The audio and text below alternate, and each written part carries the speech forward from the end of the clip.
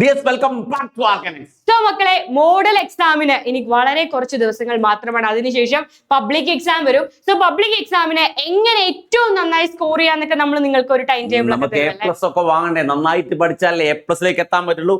അതിന്റെ കൂടെ നമുക്ക് ഒന്ന് രണ്ട് കാര്യങ്ങള് നിങ്ങൾ എപ്പോഴും ഡൗട്ട് ചോദിക്കും. നമ്മൾ ഒന്ന് രണ്ട് തവണ മുൻപ് പറഞ്ഞതാണ്, എന്നാലും കുറച്ച് കുട്ടികൾ ഡൗട്ട് ചോദിക്കുന്നതുകൊണ്ടാണ്. +1 തന്നെ എങ്ങനെ +2 പാസ് ആകാം? ഡബിൾ പാസ് അല്ലെ? പലർക്കും പാസ് മാർക്ക് എത്രയാണ്, അതെങ്ങനെയാണ്, ഇങ്ങനെയുള്ള കാര്യങ്ങളൊന്നും അറിയില്ല. അതിന്റെ ഡീറ്റെയിൽ ആയിട്ട് കാര്യങ്ങൾ പറയാം.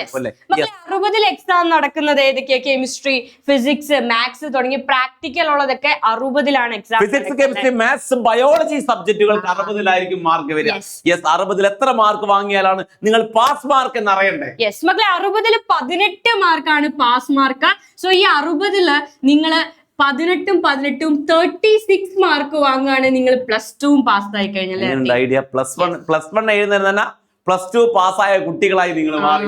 36 മാർക്ക് വാങ്ങിയ ഒരു കുട്ടി +1 +2 പാസ്സായിരിക്കുന്നു. ഡബിൾ പാസ് എന്ന് പറയും അല്ലേ? യെസ്. ഇനി നിങ്ങൾക്ക് A+ ആണ് വേണ്ടതെങ്കിൽ നിങ്ങൾക്ക് അറിയാം, മൊത്തം 200 ആണ്. പ്രാക്ടിക്കലിന്റെ 40 മാർക്ക്, പിന്നെ 40 മാർക്ക് സി മാർക്ക് ചേർത്ത് 200-ൽ 180 മാർക്ക് ഉണ്ടെങ്കിൽ മക്കൾക്ക് A+ ആയി. +1ഉം +2ഉം ചേർത്ത് 180 മാർക്കാണ് A+ന് വേണ്ടത്. 180 നിങ്ങൾ പേടിക്കാൻ വേണ്ട. അതിൽ 40 മാർക്ക് പ്രാക്ടിക്കലാ. മിക്കവാറും 40 മാർക്ക് നിങ്ങൾക്ക് കിട്ടും. അതായത് 140 കഷ്ടിയുള്ളവൻ എന്ത് ചെയ്യാ? A+ ആയി. റെഡി അല്ലേ? യെസ്, അതെ, റെഡിയാണ്. ഇനി 80 നടക്കുന്ന എക്സാമുകൾ ഉണ്ട് അല്ലേ? 80 പാസ്സാകാൻ വേണ്ട മാർക്ക് എന്ന് പറയുന്നത് 24 മാർക്സ് ആണ് അല്ലെ? 24 മാർക്ക് മേടിച്ചാൽ +1 നിങ്ങൾ പാസ്സാകും.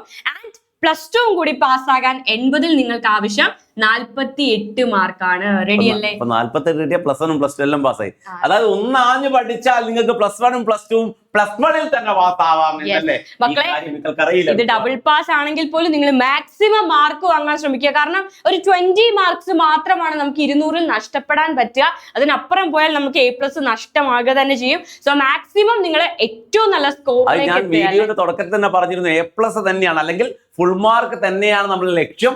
എന്നാലും നമുക്ക് ചില ടെക്നിക്കുകൾ അറിഞ്ഞിരിക്കണല്ലോ.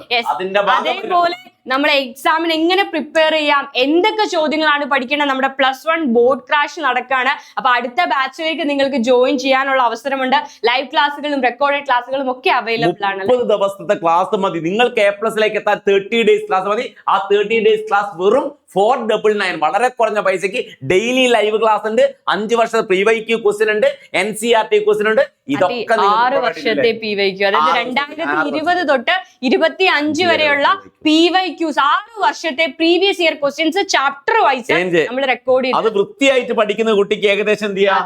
ഫുൾ മാർക്ക് A+ലേക്ക് ഈസി ആയിട്ട് എത്താൻ. പിന്നെ നമ്മുടെ NCERT കൂടി കണ്ട് ലൈവും കൂടി അറ്റൻഡ് ചെയ്താൽ ഫുൾ മാർക്ക് ഉറപ്പിക്കാം. ഇവർ മന്തി കഴിക്കുന്ന പൈസ 499 499 രൂപയ്ക്കാണ്. ഇത് മൊത്തം ഡെയിലി ലൈവ് ക്ലാസ്. അതാണ് ഡെയിലി ലൈവ് ക്ലാസ് അടക്കം പ്രൊവൈഡ് ചെയ്യുന്ന എക്സാമും കാര്യങ്ങളൊക്കെ സെറ്റ് ആണ്. അപ്പൊ ഏറ്റവും നന്നായിട്ട് പഠിക്കുക, ഏറ്റവും നല്ല മാർക്കിലെത്തുക. All the very best. By.